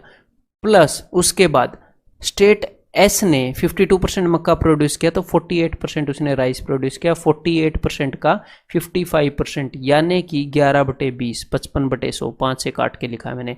देन यहाँ पर 26% उसने राइस प्रोड्यूस किया स्टेट टी ने, तो 26% का 80% R1 है, का 4/5। ठीक है, चलिए अब देखो, तो भाई 4 से ये चला जाएगा 12 पर और 4 से ये चला जाएगा 5 पर, सबके नीचे 5 है ना। और एक और बात हमें पता है कि हमने एवरेज निकालनी थी, तो 1 2 3 4 5, एवरेज निकालने का क्या मतलब है कि इसको 5 से डिवाइड करना। ठीक है, तो ऐसे ऐसे 5 से डिवाइडेड आप इसको मान सकते हो। तो ये क्या हो गया, ये हो गया भाई K की वैल्यू। तो चलिए इसको मैं लिख देता हूँ, ये जो मैंने 5 से डिवाइड किया है इसको मैं एडिशनली लिख देता हूँ। तो एक बार ऊपर वालों की वैल्यू निकाल लेते हैं हम। तो भाई 154 इंटू 3 15 3 45, 450 और 12 462/5। देन ये क्या हो गया 132। देन क्या हो गया 26 दूनी 52 दूनी 104। तो इन सबको जोड़ देते हैं, 4 और एक 5 और एक 6, 600, 636, 690 और 698, तो 698/5/5। ये मैंने K की वैल्यू लिख दी। अब ये जो भी मैंने वैल्यू लिखी है किस चीज़ के टर्म में है, ये टर्म में है this much percentage of 6.25 lakh. ठीक है, मैं उसी परसेंटेज में लिख रहा हूँ, यहाँ पर आपको समझाने में काफ़ी लेंदी स्टेप्स लग रहे हैं। ठीक है, तो डू नॉट वरी, जितने टाइम में मैं बताऊंगा उससे काफ़ी कम टाइम में होने वाला क्वेश्चन है। अब देखो, अब F की वैल्यू निकालते हैं। F क्या है, total production of R2 type of rice produced by all the states, यानी कि ये सारी वैल्यूज तो अभी निकाल लेते हैं थोड़ी देर में। तो मैं डायरेक्टली अगर एग्जाम में करेंगे तो कैसे लिखेंगे, ये अब तक आपको निकालना तो आ ही गया होगा। सीधा यहाँ पर मैं राइस लिखूंगा, एक का बता देता हूँ 68%, फिर R1 टाइप का राइस 60% है, लेकिन मुझे R2 और R3 चाहिए जो कि 40% है, उसमें से 17 में से 6 मुझे चाहिए। तो अब मैं जल्दी सारे लिख देता हूँ। देखो एग्जाम में आप कैसे करोगे, 68 इंटू 2/5 इंटू 6 बटे 17 प्लस, अब अगले पे आ जाओ, 38 into 2/5 into 9/19 plus 48 into 2/5 into 3/8 plus 48 into 9/20 into 4/9 plus 26 into 1/5 into 3/13। शांति से करना है, जल्दबाजी में नहीं करना। एक भी कहीं पर गड़बड़ हो गई पूरी कैलकुलेशन गड़बड़ा जाएगी, पता भी नहीं लगेगा। आपको डाउट होगा के में गलती करी या एफ में गलती करी, गलती कहाँ करी। ठीक है, तो शांति से करना है। अब देखो 17 चौके 68, 19 दूनी 38, 8 छिके 48, 9 से 9 गया, 4 5 20, 13 दूनी 26। सबके नीचे 5 बच गया भाई, सबके नीचे 5 बच गया है ना। हर एक में 5 बचा हुआ है सबके नीचे। तो डिनोमिनेटर अगर सेम है, डिनोमिनेटर अगर सेम है तो ऐसे लिख सकते हैं और ऊपर वालों को सबसे जोड़ सकते हैं सबको। तो इस डिनोमिनेटर को मैंने ऊपर लिख दिया, अल्टीमेटली ऊपर ही आना है क्योंकि एफ की वैल्यू नीचे लिखेंगे। तो अब मैंने इसको ऊपर लिख दिया। अब ये जो भी न्यूमरेटर बन रहा है उन सबको ऐड करते हैं। ठीक है, तो 4 दूनी 8 छिके 48 यहाँ पर बना, प्लस 9 चौके 36 यहाँ पर बना, प्लस 6 तिये 6 दूनी 12 तिये 36 यहाँ पर बना, देन 48 यहाँ पर बना, देन यहाँ पर बना 3 दूनी 6। तो देखो भाई 48 और 48 96 प्लस 36 और 36 72 प्लस ये 6 है तो 78। अब इनको जोड़ देते हैं, 9 और 7 16, 160 और 14 174 इंटू 174। क्लियर है, तो बस ये हमने निकालना है, तो अभी निकाल देते हैं। देखो तो 5 से 5 गया, देन नीचे 5 बच गया, नीचे 174 बच गया। तो अब ये किससे कैंसिल आउट हो रहा है, ये 2 से कैंसिल आउट हो रहा है। तो भाई 2 8 16, 2 7 14, 2 तिये 2 चौके 2 निम्मे, तो ये क्या हो गया 349 डिवाइडेड बाई 5 इंटू 87। क्लियर है मेरे भाई, ये आ गया। अब देखो 87 जो है प्राइम नंबर है, इससे ऊपर वाला कैंसिल आउट हो नहीं रहा है। फिर 8 चौके 32, 4 पे ये जा नहीं रहा है। तो अब हमें क्या करना पड़ेगा, अब हमें इससे डिवाइड ही करना पड़ेगा। तो इस केस में मैं क्या करता हूं, मैं आपको बता देता हूं। देखो मैं इसको ऊपर नीचे 2 इंटू 2 करूंगा। 2 इंटू 2 क्यों करूंगा, क्योंकि कम से कम एटलीस्ट ये तो 10 बन जाए। मेरे को सिर्फ 87 से डिवाइड करना पड़े। अगर मैं ऐसे करूंगा तो मेरे को 87 इंटू 5 से डिवाइड करना पड़ेगा। तो अगर मैं इसको 2 इंटू 2 ऐसे रख लूंगा तो ये क्या हो गया, ये हो गया जी 10। तो मैं 87 से ही डिवाइड करूंगा, बस एक के बाद डेसिमल खिसका दूंगा। समझ रहे हो, नीचे अगर 10 है तो एक के बाद डेसिमल लगाना है, बस वो लगा दूंगा। तो 349 इंटू 2, तो ये क्या हो जाएगा 698 जो पहले था जिससे हमने काटा था। ठीक है, तो अब मैं इसको बस 87 से डिवाइड करूंगा और उसके बाद एक डेसिमल लगा दूंगा। ठीक है मेरे भाई, तो चलो अभी करते हैं डिवाइड। तो भाई ये कितने पर जाएगा, ये जाएगा सीधा सीधा 8 पर। ठीक है, 8 7 56, 8 8 64 और 5 69, यहाँ पर बचेंगे 2। तो अब एटलीस्ट आपको देखकर ये पता लग गया होगा ये क्या है, ये 8 2/87। तो अब देखो मेरी बात को अब ध्यान से सुनिएगा, ध्यान से सुनोगे तो अब ये क्वेश्चन खत्म हो गया, इससे आगे कैलकुलेशन करने की जरूरत नहीं है। 2/87 कितना होएगा, 2/87 तो मतलब पिद्दी सा हो गया ना, मतलब ये क्या आएगा 8.0 समथिंग आएगा। ये 2/87 है तो 8.0 समथिंग आएगा, 0 1 2 कुछ भी आए आगे। ठीक है, छोटा सा। लेकिन एक्चुअल में 8 पॉइंट समथिंग आंसर नहीं होएगा। ये जो नीचे 10 था, मैंने क्या बताया था कि जो भी अपना आंसर आएगा पॉइंट को एक इधर खिसकाएंगे। तो एक्चुअल में आंसर क्या है 0.80 समथिंग। तो देखो 0.08 नहीं होएगा, 0.80 समथिंग ऐसे। ये तो कहीं कहीं भी आसपास नहीं है, ये भी आसपास नहीं है, और 0.87 नहीं है मेरे भाई। इस 8 के बाद कोई बहुत बड़ी चीज नहीं बची है यहाँ पर। ठीक है, तो सीधा सीधा यहाँ से पता लग रहा है। अगर थोड़ा सा आप दिमाग लगा पा रहे हो तो आंसर ऑप्शन बी है। लेकिन फिर भी अगर आपने कैलकुलेट करना है तो फिर ये थोड़ा सा आगे कैलकुलेट करना ही पड़ेगा, समझ गए। अदरवाइज यहाँ तक अब आपको समझ में आ जाना चाहिए था, ऐसी कोई बड़ी बात नहीं है यहाँ पर जानने लायक। फिर भी मैं आपको ये बता देता हूँ। तो चलो भाई, तो देखो अब क्या होगा, अब ये 2 तो डिवाइड नहीं होगा 87 से, तो अब मैं क्या करूँगा, अब मैं भाई यहाँ पर पॉइंट लगाऊंगा और यहाँ पर 0 लगा दूंगा। ये अब भी डिवाइड नहीं होएगा, फिर मेरे को वहाँ पर 0 चढ़ानी पड़ेगी, यहाँ पर 0 लगानी पड़ेगी। अब ये 87 से कहीं जाकर डिवाइड होएगा, कितने पर 2 पे जाएगा, तो 160 और 14 174। तो अब देखो ये क्या हो गया, ये हो गया 8.02। लेकिन मैंने क्या बताया था, नीचे एक 10 पड़ा है, नीचे एक 10 पड़ा है, तो एक्चुअल में 0.802 है। That is option B. ठीक है, अब आप क्या करोगे, एक्चुअल में रियल आपको कॉन्फिडेंस चाहिए, रियल अंडरस्टैंडिंग चाहिए, तो इसी क्वेश्चन को माइंड की फुल शांति के साथ अभी के अभी ट्राई करो। अगर कैलकुलेशन में कोई गड़बड़ हो जाए आपसे तो एक बार फिर से ट्राई करो। जब तक आपसे कैलकुलेशन ठीक ना हो तब तक ट्राई करो शांति से, और इस एक्सरसाइज को 3-4 बार करना मेरे भाई, जो भी ये क्वेश्चंस करवा रहा हूँ। तो अब अगले क्वेश्चन के लिए एक बार डाटा पढ़ लो। मैं आपको बता देता हूँ कि एक्चुअल में डाटा है क्या। एक्चुअल क्वेश्चन है बैंक का कि एक्चुअल में डाटा है क्या, वो मैं आपको बता देता हूँ। तो देखो अब ध्यान से सुनो जरा। Number of males and females staying in various societies. हमारे सामने ये 6 सोसाइटीज हैं, इनके अंदर कितने मेल और फीमेल रह रहे हैं ये यहाँ पर रिप्रेजेंट किया गया है। तो मेल का क्या मतलब है कि बच्चे, बूढ़े, नौजवान सारे इसके अंदर शामिल हैं। ठीक है, मेल अगर कोई लड़का है, 5 साल का लड़का है, वो भी यहाँ पर शामिल है। कोई 2 साल की लड़की है, वो भी यहाँ पर शामिल है। क्लियर है। तो इस सोसाइटी के अंदर टोटल मेल, बच्चे, बूढ़े, नौजवान सारे, सारी फीमेल, छोटी बच्चियां, बूढ़ी औरतें, बड़ी मतलब जवान औरतें, सारी इसके अंदर शामिल है। ठीक है। देन आगे सेकंड टेबल में क्या गिवन है कि सोसाइटी ए के अंदर जो बच्चे हैं वो 25% है। मतलब सोसाइटी ए के अंदर टोटल जितनी भी पॉपुलेशन है, टोटल जितनी भी जनसंख्या है, उसका 25% बच्चे हैं। समझ में आ गई बात। उसका टोटल जनसंख्या का 25% बच्चे हैं। और जितने भी बच्चे हैं सोसाइटी के ए के अंदर, उसमें से 40% मेल है, 60% फीमेल है। 100 हो गए ना, 40% मेल है। जितने भी बच्चे हैं उनकी बात कर रहा हूँ, उसमें से 40% मेल है, 60% फीमेल है। समझ में आ गई बात। अब आपको थोड़ा सा और अच्छे से समझाने के लिए मैं आपको ये निकाल के दिखाता हूँ कि भाई सोसाइटी डी के अंदर ये जो फीमेल चिल्ड्रन है कितने हैं और ये कैसे निकलेंगे। देखो सोसाइटी डी में टोटल बच्चे कितने हैं पहले तो ये बताओ। सोसाइटी डी में टोटल बच्चे हैं 25%। किस चीज़ का 25%? जितने भी बंदे सोसाइटी डी में रह रहे हैं उसका 25%। तो सोसाइटी डी में टोटल कितने बंदे रह रहे हैं देखते हैं भाई भला। 300 और 200, 580 बंदे रह रहे हैं।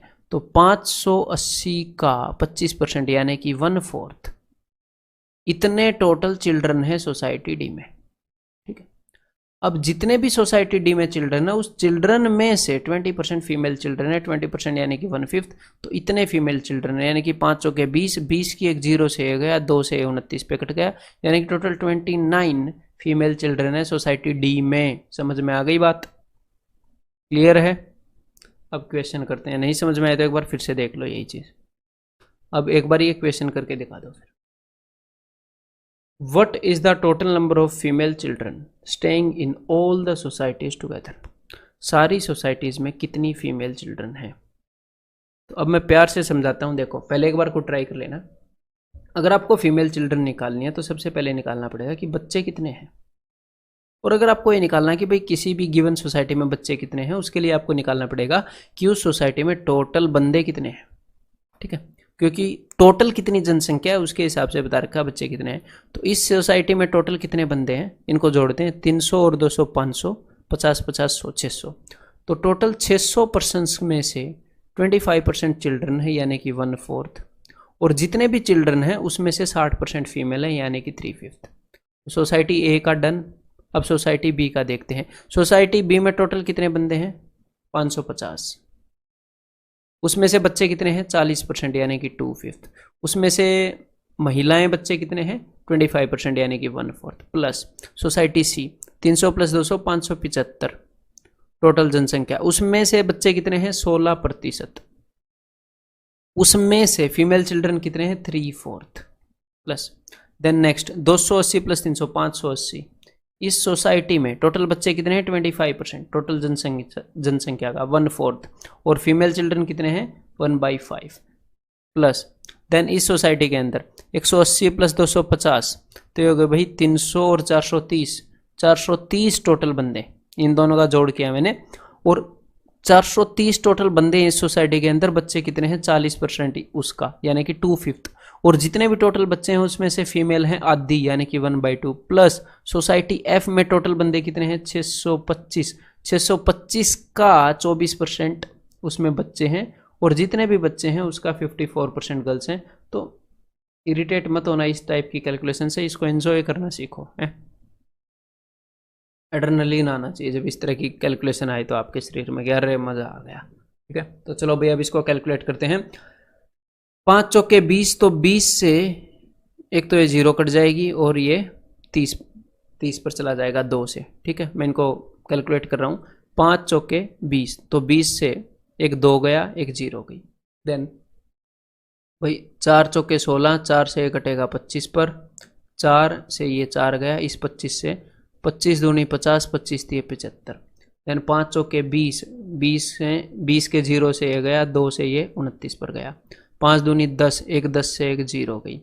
देन अब ये देखो, ये जो 625 है, ये 25 इंटू 25 आप देख पा रहे हो ना, 625 के अंदर 2 25 हैं, तो 625 के अंदर जो 2 25 हैं, एक 25 से 25 चौके, एक 25 से 25 चौके, इस 4 से 4 छिके 24, इस 4 के अंदर 2 2 हैं, तो एक 2 से 2 तिये 6, एक 2 से 27 पर ये गया। अब सारी कैलकुलेशन कर लेते हैं। तो यहाँ पर देखो हमारे पास मिला क्या है, यहाँ पर हमारे पास है भाई 30 तिये 90 प्लस यहाँ पर क्या है 55, यहाँ पर क्या है 23 तिये 69 प्लस यहाँ पर क्या है 29 प्लस 43 टू ज़ा 86 प्लस 27 3 ज़ा 81। क्लियर है? तो चलिए इन सब का सम कर लेते हैं।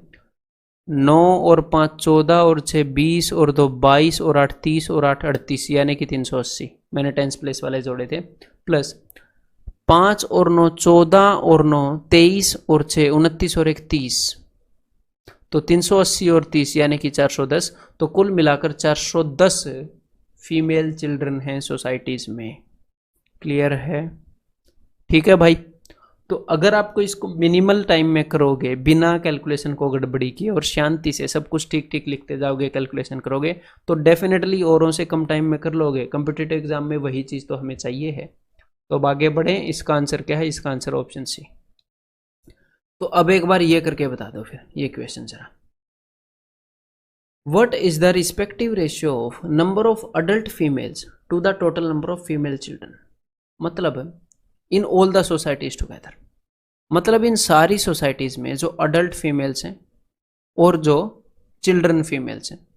तो पिछले क्वेश्चन में कुछ याद है? पिछले क्वेश्चन में हमने, ये एक्चुअल बैंक का क्वेश्चन है, एक ही डीआई के सेट हैं, एक ही सेट के 5 क्वेश्चन हैं। एक क्वेश्चन उन्होंने पूछ रखा है, what is the total number of female children staying in all the society, कि फीमेल चिल्ड्रन का क्या नंबर है, जो कि 410 है। तो अगले ही क्वेश्चन में वो 410 यूज हो रहा है फीमेल चिल्ड्रन, कि 410 फीमेल चिल्ड्रन है। और इन्होंने हमसे रेशियो पूछा है कि अडल्ट फीमेल्स। अडल्ट फीमेल्स का क्या मतलब है कि भाई टोटल जो फीमेल्स हैं, आप टोटल फीमेल्स निकाल सकते हो सोसाइटी में। जी हाँ, निकाल सकते हैं। ये देखो सारी सोसाइटी की टोटल फीमेल्स। और आप फीमेल चिल्ड्रन निकाल सकते हो, फीमेल चिल्ड्रन निकाल सकते हैं। सारी सोसाइटीज़ में 410 हैं, जैसा कि मैंने लास्ट क्वेश्चन में बताया। तो टोटल जितनी भी महिलाएं हैं उनमें से छोटी बच्चियां घटाओगे तो अडल्ट फीमेल्स आ जाएंगी। तो चलिए टोटल फीमेल्स निकाल लेते हैं, कौन सी बड़ी बात है। तो 350 प्लस 150, 350 प्लस 150, दिस इज 500। तो 500, 300, 800 और 300 1100, 1100 और 200 1300, 1300 और 200 1500, 1625 हो गई है। ठीक है। तो टोटल फीमेल हैं 1625, उसमें से जो फीमेल चिल्ड्रन है वो 410। तो भाई अडल्ट फीमेल्स कितनी बच जाएंगी? वो बच जाएंगी मेरे भाई 1215। क्लियर है? तो ये हो गई 1215। बस इन दोनों वैल्यूज का रेशियो निकालना है, अभी बता देते हैं।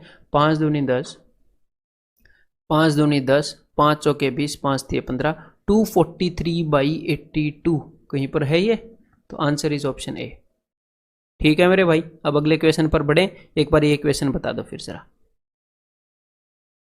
What is the respective ratio of total number of adult males in society A and B together? Okay, society A और B में जो total adult males हैं उसका रेशियो किससे to the total number of adult males in societies E and F? तो जो adult male हैं societies E और F में, इनका रेशियो। तो चलिए अभी बता देते हैं। तो सोसाइटी A और B में कैलकुलेट करते हैं अडल्ट मेल्स। तो अब अडल्ट मेल्स कैसे कैलकुलेट करोगे ये बताओ जरा। देखो सोसाइटी A के अंदर टोटल इतने मेल हैं, ठीक है। अडल्ट मेल कैसे पता करेंगे? क्या मतलब मेल चाइल्ड पता कर सकते हैं? मेल चाइल्ड भी डायरेक्टली नहीं पता कर सकते, मतलब कि डायरेक्टली टेबल से नहीं देख सकते, वैसे तो देख ही सकते हैं। तो देखो हमारे पास सोसाइटी के टोटल मेल हैं लेकिन हम किसी भी तरह अडल्ट मेल नहीं निकाल सकते। हाँ, हम मेल चाइल्ड जरूर निकाल सकते हैं कि टोटल मेल बच्चे कितने हैं, तो हमें वही करना पड़ेगा। अब मेल बच्चे कैसे निकालोगे? देखो, मेल बच्चे निकालने के लिए आपको निकालना पड़ेगा टोटल कितने बच्चे हैं और उसका 40% मेल बच्चे हैं। समझ गए? अगर डेटा अच्छे से समझ में आया है तो मेरे को ये सब बताने की जरूरत नहीं है। तो देखो, इस सोसाइटी के अंदर, सोसाइटी ए के अंदर, फिर से मैं बताना चाह रहा हूं कि आप अडल्ट मेल्स नहीं निकाल सकते। हमारे पास टोटल मेल्स हैं, ये रहे सोसाइटी ए के, तो हम उसमें से मेल चाइल्ड टोटल कितने मेल हैं वो हमें पता है, तो मेल बच्चे घटा देंगे, फिर मेल बड़े बड़े आ जाएंगे। तो मेल बच्चे कैसे निकालने हैं वो मैं आपको बताऊं। देखो, इस सोसाइटी के अंदर टोटल कुल मिलाकर 600 बंदे हैं, उसमें से 25% बच्चे हैं, मेल और फीमेल मिलाकर, मतलब कि 1/4, ये सारे बच्चे हो गए सोसाइटी ए के। उसमें से अगर मेल चाइल्ड निकालने हैं तो वो है 2/5, इसका 40%। तो ये मेल चाइल्ड आ गए। लेकिन आपको अडल्ट मेल निकालने हैं, तो एक बार मेल चाइल्ड ये मैं निकाल लूँ, 5 चौके 20, तो ये आ गए जी 60। तो सोसाइटी ए के अंदर कुल मिलाकर 60 मेल चाइल्ड हैं, 60 मेल बच्चे हैं। क्लियर है मेरे भाई? और आपको मेल्स का पता है, टोटल मेल्स मतलब कि बच्चे और जवान मिलाकर। तो देखो, इस टोटल मेल्स में से मेल चाइल्ड घटाओगे तो आपको इसके मेल मिलेंगे। ठीक है, मैं एक्चुअल में क्या करता हूं, मैं दोनों सोसाइटीज के इकट्ठे निकालता हूं। मेरी पर्सनल प्रेफरेंस यही है कि सोसाइटी ए के मैंने मेल चाइल्ड निकाल लिए, अब मैं सोसाइटी बी के निकालूंगा ऐसे क्वेश्चंस में। तो देखो, सोसाइटी बी में टोटल कितने बंदे हैं भाई? सोसाइटी बी में टोटल बंदे हैं 550। तो 550 में से टोटल बच्चे कितने हो गए? 2/5। उसमें से मेल बच्चे कितने हो गए?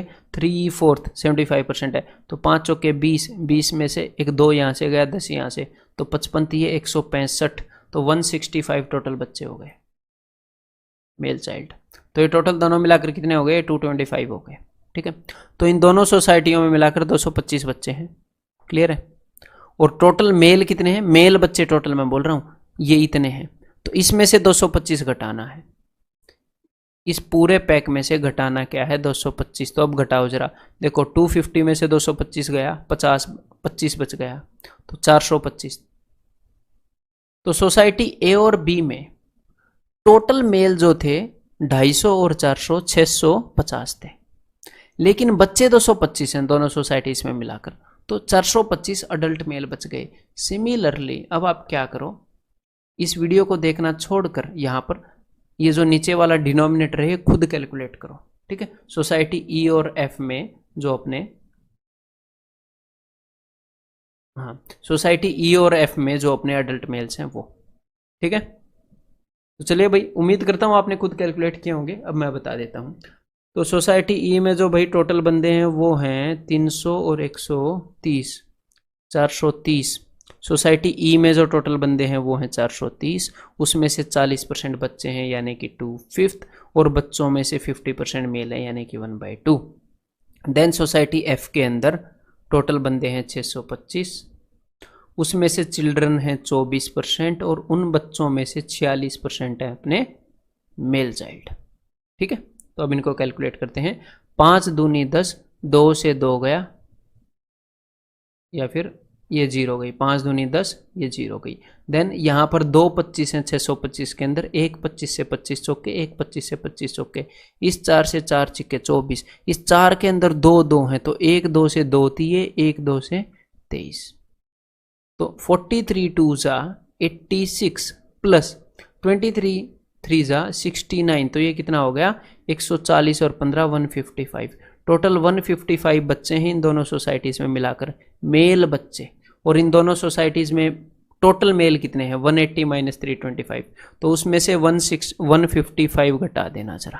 ठीक है, तो 180 में से 155 गया, तो वो बच जाएगा मेरे भाई 25। 325 और 25 350, तो यहाँ पर आ जाएगा 350।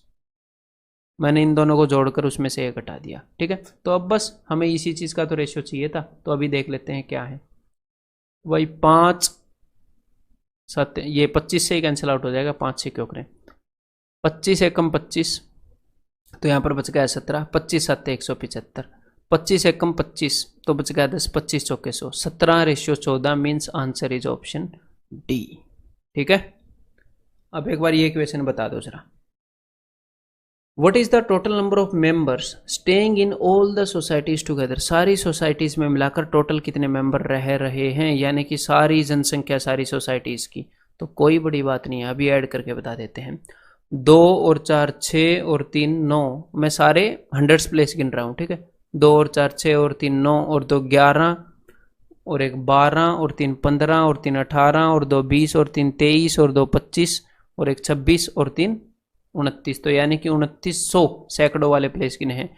5 और 8 13 और 8 21 और 2 23, 23 और 5 28 और 7 35, 35 और 10 दैट इज 45, यानी कि 450।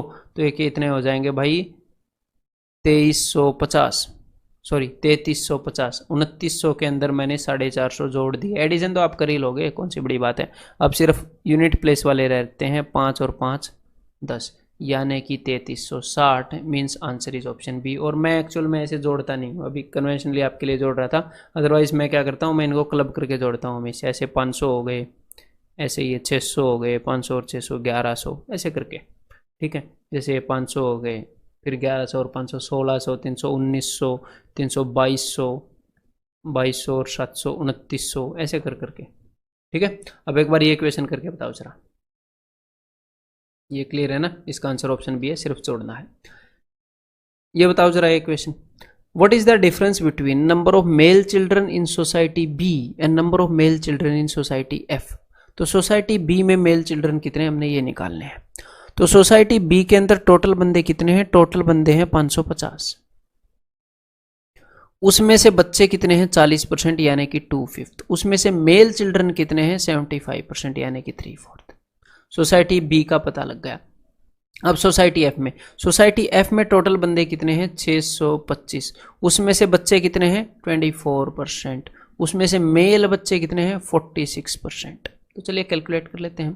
5 चौके 20, यानी कि 1 2 गया, 1 0 गई। यहाँ पर 2 25 है, 1 25 चौके 25 चौके 4 छिक्के, कई बार हो गई है कैलकुलेशन।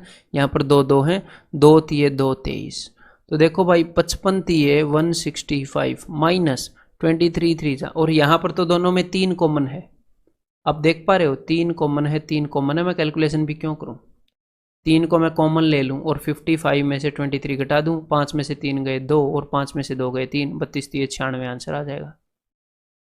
मतलब कि कैसे भी कर लो, 55 तिये 165 कर लो माइनस 69 कर लो तो भी 96 आ जाएगा। ठीक है मेरे भाई, तो आंसर यहाँ पर है ऑप्शन सी। एक बार ये नेक्स्ट क्वेश्चन का सेट है, एक बार ये पढ़ो और इस क्वेश्चन को ट्राई करो भाई एक बार। Per annum income of 6 men and the percentage breakup of their spending pattern. यहाँ पर गिवन क्या है कि 6 बंदे हैं, Ravi Satish Arun Vilas and so on. इन 6 बंदों की एक तो पर एनम इनकम गिवन है, इनकम इन लैक्स लाखों में, जैसे 2.05 लाख। इसका क्या मतलब है कि 2,05,000 इतनी इसकी इनकम है। तो ऐसे ही 6 बंदों की इनकम गिवन है। उसके बाद और क्या चीज गिवन है, उसका परसेंटेज ब्रेकअप, मतलब कि इन्होंने जो भी खर्चा किया, जो भी स्पेंडिंग की, कि भाई 2.05 लाख का 21.8% जो भी बनता है उतना रवि ने बाहर खाने पर, ईटिंग आउट पर खर्च कर दिया।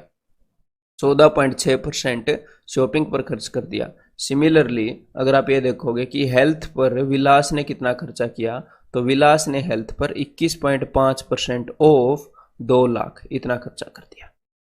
तो डेटा समझ में आ गया, पूरी इनकम बताई है, उसके बाद कितने परसेंट किस चीज पर खर्च कर दिया ये बताया है बस, और कोई खास बड़ी बात है नहीं डेटा में, बिल्कुल सिंपल है। तो चलिए अब आगे बढ़ते हैं क्वेश्चंस की तरफ। डेटा में कोई प्रॉब्लम नहीं है कि भाई कॉम्प्लेक्स हो समझने में, बिल्कुल सिंपल है, straight away. What is the total amount of savings of all the man together. सारे बंदों की सेविंग कितनी है। तो देखो जब आप रवि की सेविंग निकालोगे तो रवि की इनकम कितनी है, रवि की इनकम है 2.05 लाख, तो उसकी सेविंग कितनी है, इसका 14.5%। सतीश की इनकम कितनी है, सतीश की इनकम है जी इतनी, इसकी सेविंग कितनी है 2.25 लाख का 15.3%। अरुण का 1.95 का 16.4%। तो ये क्वेश्चन बिल्कुल भी कॉम्प्लेक्स नहीं है कि भाई आपको समझ में ना आए करना क्या है। हमें बंदे की इनकम पता है और उसकी सेविंग पता है परसेंटेज के अंदर कि भाई कितने परसेंट है, हम डायरेक्टली निकाल सकते हैं। और यहाँ पर लेकिन गिवन क्या है, यहाँ पर गिवन है कि भाई एग्जैक्टली रुपयों के अंदर कि 1,98,458, 459 नहीं 458, 1,42,524 एग्जैक्टली रुपये रुपये का हिसाब यहाँ पर दे रखा है और एक नन ऑफ दीज ऑप्शंस भी है। तो मैं क्या करूंगा पर्सनली इस क्वेश्चन के अंदर, मैं इसको फर्स्ट राउंड में नहीं करूंगा और आपको भी करने को नहीं बोलूंगा। हमें पता है क्या करना है, सिर्फ परसेंटेज निकालना है, ऐसी कोई खास बड़ी बात नहीं है। लेकिन एग्जैक्टली मतलब रुपये रुपये में बोल रखा है और हमें ये कैलकुलेशन कितनी बार करना है, 1 2 3 4 5 6, इतनी बार में 6 सम क्यों ना करें, हम पूरा एक दूसरा डीआई का सेट कर लेंगे जिसमें बिना वजह की कैलकुलेशन ना हो, जिसके अंदर लॉजिक हो, या एटलीस्ट ऐसे 3 क्वेश्चन कर लेंगे जिनमें ठीक ठीक सा लॉजिक होगा, बहुत ज़्यादा कॉम्प्लेक्स नहीं होंगे क्वांट के। तो समझ रहे हो टाइम कैसे सेव होता है। क्वेश्चन हालांकि सिंपल है, क्लियर है। तो हाँ, तो एक बात तो ये समझ में आ गई कि भाई क्वेश्चन को स्किप करना आपको पता होना चाहिए, इसके बदले में अगर कहीं और पर ज़्यादा नंबर मिल रहे हैं तो वो लेना फायदेमंद होएगा। अब दूसरी बात, अब इसको करेंगे कैसे, देखो अगर इसको मैं सेकंड राउंड में भी करूंगा इस क्वेश्चन को, तो भी मैं आपको बता दूं मैं 2.05 लाख का इसका 14.5% फिर भी मैं नहीं निकालूंगा, ठीक है। मैं अप्रोक्सीमेशन से जाऊंगा। अगर एसएससी के अंदर नन ऑफ दीज ऑप्शन नहीं है, अगर मान लो ना आए, तो 1 2 3 4 फिर तो खतरनाक हम अप्रोक्सीमेशन कर ही लेंगे। क्यों कर लेंगे, क्योंकि देखो इसके ऑप्शन हैं वो थोड़े थोड़े दूर दूर ही है। जैसे 1,42,000 और 1,56,000, इन दोनों के अंदर 14,000 का फासला है। देन 98,000 और 89,000, इन दोनों के बीच में कितना फासला है भाई, 8,000 9,000 का फासला है, क्लियर है। तो इतनी खराब अप्रोक्सीमेशन नहीं करूंगा कि मैं 9,000 14,000 का इधर उधर हो जाए, ठीक है। हाँ, वो थोड़ा सा दिमाग लगा के जरूर करनी पड़ेगी। तो हम अप्रोक्सीमेशन करेंगे यहाँ पर। तो अब ध्यान से सुनो कैसे करूंगा अगर इसको फास्ट निकालना है। तो देखो कि मैं यहाँ पर एक तो 14.5% नहीं निकालूंगा, मैं यहाँ पर निकालूंगा सिर्फ 14%, क्लियर है। तो हमारा जो आंसर होएगा वो थोड़ा सा बड़ा होएगा, क्योंकि हम छोटा निकाल रहे हैं ना, वो जो भी हम निकालेंगे उससे थोड़ा सा बड़ा होएगा। तो चलिए अभी निकालते हैं। अब रवि की इनकम बताओ, रवि की इनकम कितनी है, 2.05 लाख। अगर इसी का हमें 1% निकालना हो, क्योंकि 14% क्या होता है, 14% होता है 1% इंटू 14। अगर इसी का हमने 14% निकालना हो तो आप कैसे निकालोगे, इसको इसका 1% निकाल के 14 से गुणा कर दोगे। तो इतने लाख का 1% क्या होता है, इतने हजार, कितने हजार, 2.05,000, मतलब कि 2.050 इतने 2,050 रुपये, क्लियर है। तो डायरेक्टली आपको 1% दिख रहा है ना। अगर इसको आप लाखों में ना सोचकर हजारों में सोचोगे तो ये 1% है इतने लाख का। 1 लाख का 1% 1,000 होता है। तो बस हमने क्या करना है, इसको 14 से गुणा करना है। तो 14 पंजे 70, 14 दूनी 28, तो 28.7।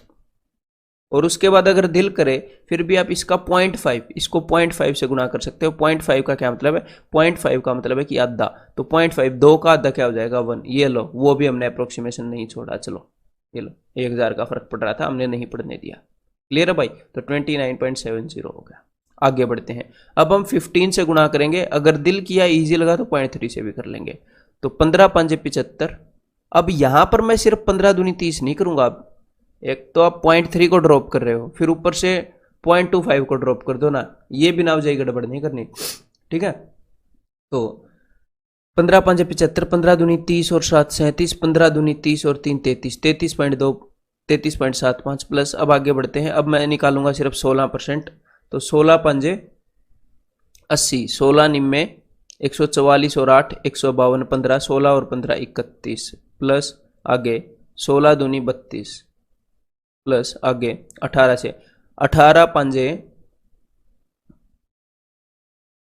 18 साते 126 और 9 135, 13 18 और 13 ये हो गया जी अपना 31 प्लस उसके बाद 22 से 22 साते 154 और 22 एकम 22 और 15 37.4, क्लियर है। तो मैंने सिर्फ इससे इन सारी चीज़ों को गुणा किया और कोई खास काम नहीं किया, अगर हमने अप्रोक्सीमेशन भी करनी है तो चलिए भी अब इनको ऐड करते हैं। तो देखो ये है जी 31, 31 में से एक इसको दे दूंगा, ये भी 30 हो जाएगा। तो 30 और 30 60, 60 और 33 93, 93 और अपना 30, ये हो गया 120 और 5 125, 125 और अपना 3 और 3 6 होते हैं ना, 125 और 60 185, 185 प्लस 8 193, तो ये 193 हो गया, प्लस उसके बाद सारे पॉइंट्स वाले जोड़ेंगे।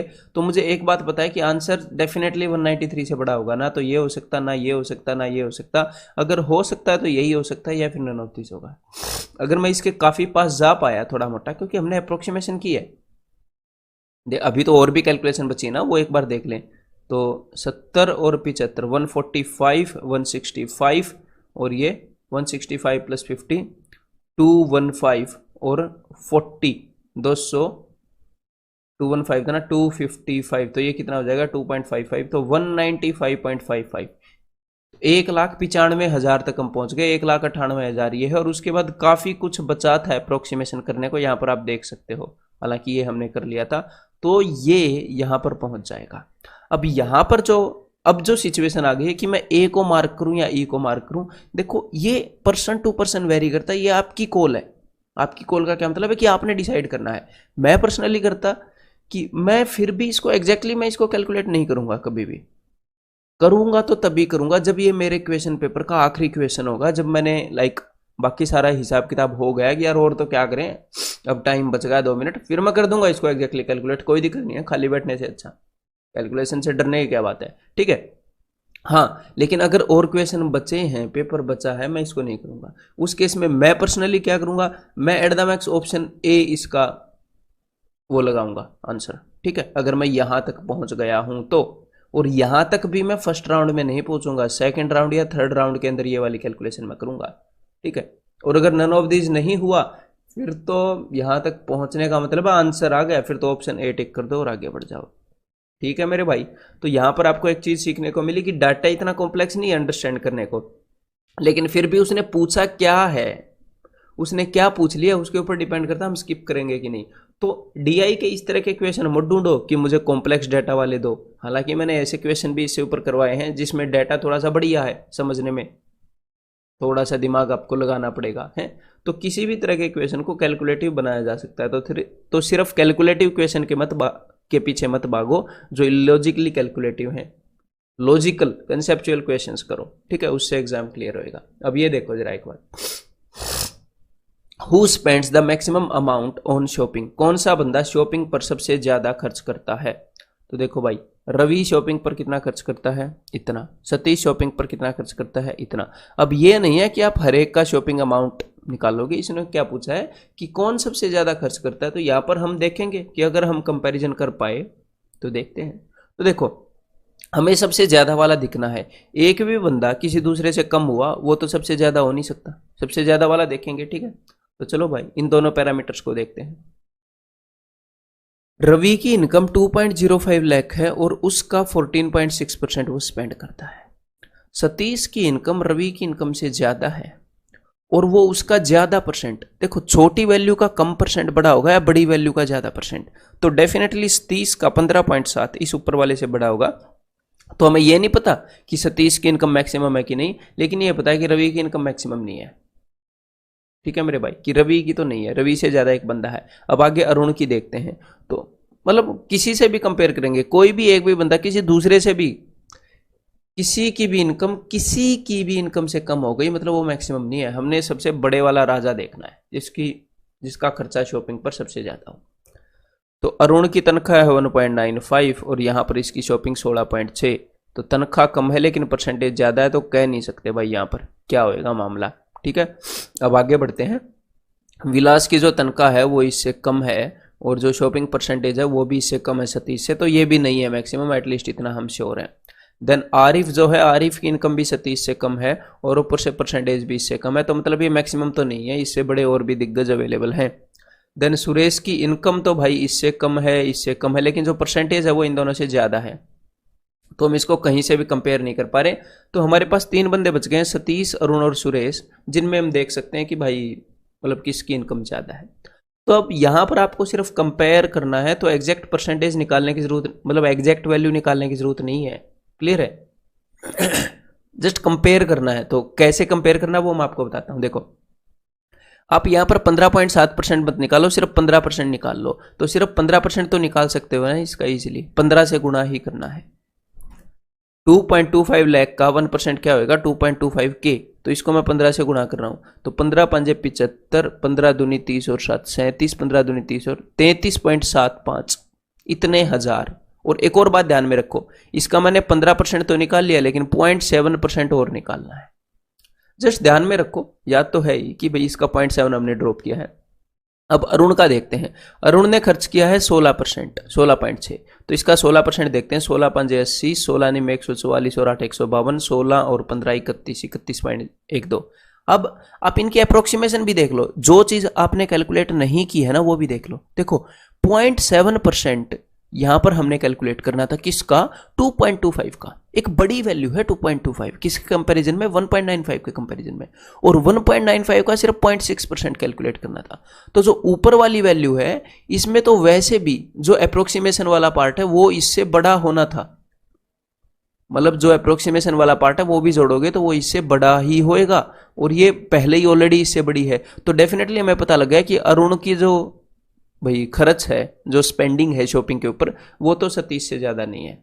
अब सिर्फ एक सुरेश बचा है, इसको भी देख लेते हैं, तो इसका भी सिर्फ 18% देखेंगे, तो 18 0 0, 18 7 126, 12 18 और 12 30। क्लियर है? तो यहाँ पर कितना हो गया भाई, यहाँ पर हो गया 30.60। ये ठीक कैलकुलेट किया ना, एक बार मैं फिर से देख लो, 18 7 126, 12 18 और 12 30। हाँ जी ठीक है।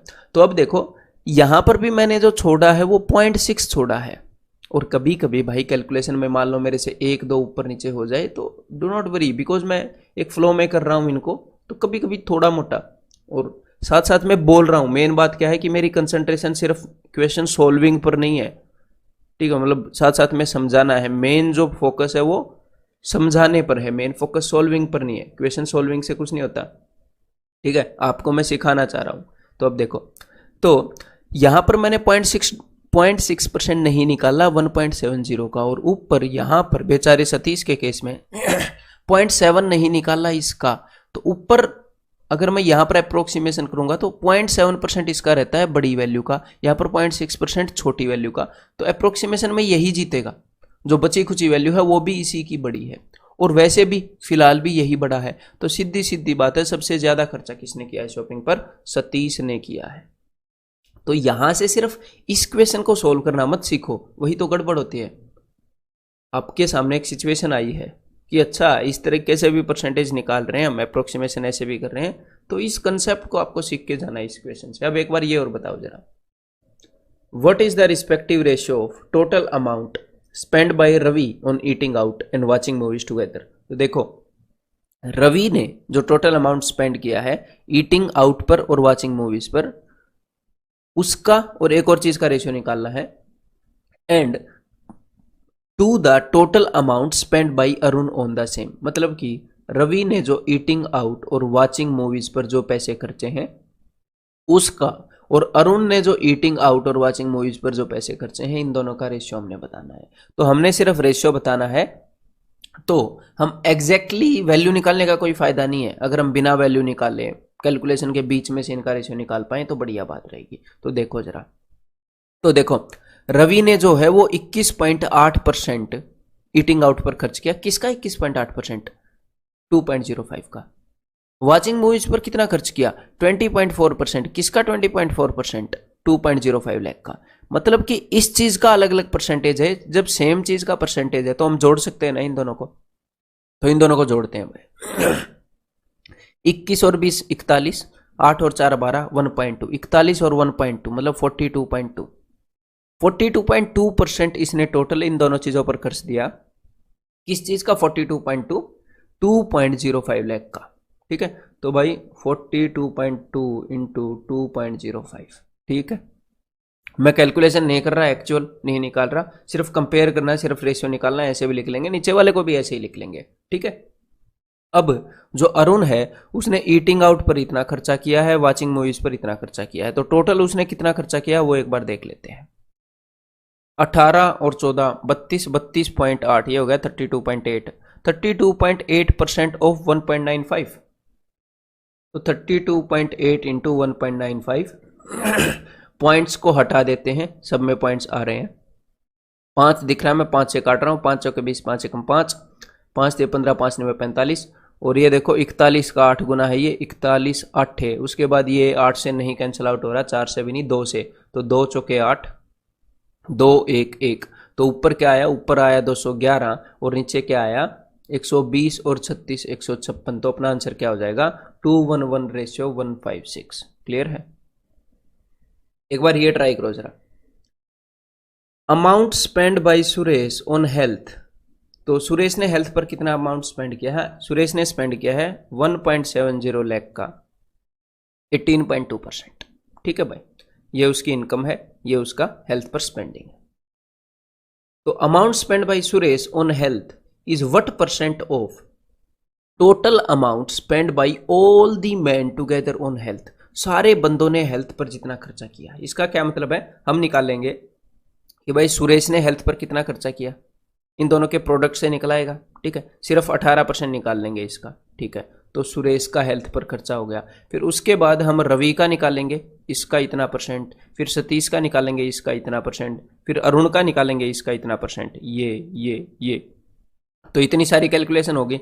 मान लो हम इतनी सारी कैलकुलेशन कर भी लें अप्रोक्सीमेशन से, इसमें टाइम लगेगा, लेकिन मान लो हम कर भी लें देन उसके बाद यहाँ पर amount spend bye all the man on health, ये हम नीचे लिखें, और अब हम बताने की कोशिश करें कि ऊपर वाली वैल्यू नीचे वाली वैल्यू का कितने परसेंटेज है। तो यहां पर एग्जामिनर ने क्या बोला है, rounded off to 2 digits after decimal, decimal के 2 डिजिट बाद तक राउंडेड ऑफ। इसका मतलब क्या होता है, देखो उसका मैं मतलब बता दूं एक बार आपको, कि आप 3 डिजिट तक निकालो, जैसे 5.287, 3 डिजिट तक कैलकुलेशन करो, और अगर ये तीसरा डिजिट 5 से बड़ा है तो इसको आप लिख दो 5.29, इस वाले डिजिट को एक बढ़ाकर लिख दो। लेकिन अगर ये नेक्स्ट वाला डिजिट 5 से बड़ा नहीं है, ऐसे है 5.283, तो आप इसको लिख दो 5.28। ठीक है, तो इसको बोलते हैं राउंडेड ऑफ करना, rounded off to up to 2 digits, मतलब हमें 3 डिजिट तक निकालना पड़ेगा। तो भाई 2 डिजिट्स तक राउंड ऑफ करने का मतलब क्या होता है पता है, कि हमें अप्रोक्सीमेट नहीं करना है, हमें एग्जैक्ट निकालना है, 3 डिजिट तक एग्जैक्ट कैलकुलेशन चाहिए।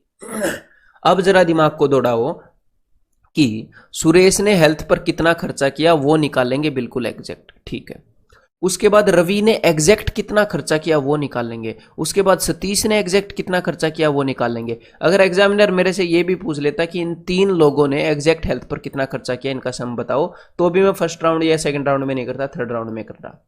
लेकिन यहां पर इसने 6 के 6 लोगों का एग्जैक्ट हेल्थ पर खर्चा पूछ लिया, और उसके बाद ये भी पूछ लिया कि ऊपर वाली जो वैल्यू है नीचे वाली का कितने परसेंट है, वो भी राउंडेड ऑफ टू 2 डिजिट्स, यानी कि डेसिमल के बाद 3 डिजिट्स तक। तो ये सरासर ऐसा क्वेश्चन है जो किसी भी तरह के एग्जाम के अंदर आपको नहीं करना चाहिए, और ये एक्चुअल बैंक क्वेश्चन है, बैंक का एक सेट मैंने ये उठाया था। ठीक है मेरे भाई, तो आपको पता होना चाहिए कि कौन से क्वेश्चन को हम करेंगे, कौन से क्वेश्चन को नहीं करेंगे। और यहां पर इसका आंसर तो मेरा यहां पर भी निकालने का दिल नहीं कर रहा, अगर आपको करना है देन आप कर सकते हो। ठीक है, ये कोई ये नहीं है कि एक बार करके तो देख ले ऐसा क्वेश्चन आ गया, ऐसा क्वेश्चन आ भी गया तो उसको हम नहीं करेंगे एग्जाम में। इतना टाइम नहीं होता कि इतना टाइम खराब कर दें, इसके ऊपर 5 मिनट लगा दें हम, इस एक क्वेश्चन के ऊपर 5 मिनट लगाएंगे, तब तक दूसरे 5 क्वेश्चन निकाल सकते हैं हम, जो नॉर्मल ऐसे क्वेश्चन होंगे जिनकी आपने काफी प्रैक्टिस की है। ठीक है, अब नेक्स्ट क्वेश्चन करते हैं। तो ये बताओ आप जरा, पर annum income of Arif is approximately what percent of total पर annum income of all the man together, कि आरिफ की जो पर एनम इनकम है वो सारे बंदों की इनकम के कंपैरिजन में कितने परसेंट है। हाँ, ये निकाल सकते हैं, तो इसका इतना निकालो, इसका इतना निकालो, इसका इतना निकालो। उससे बढ़िया इन्होंने क्या पूछा है कि आरिफ की जो पर एनम इनकम है वो सारे लोगों की पर एनम इनकम का कितने परसेंट है।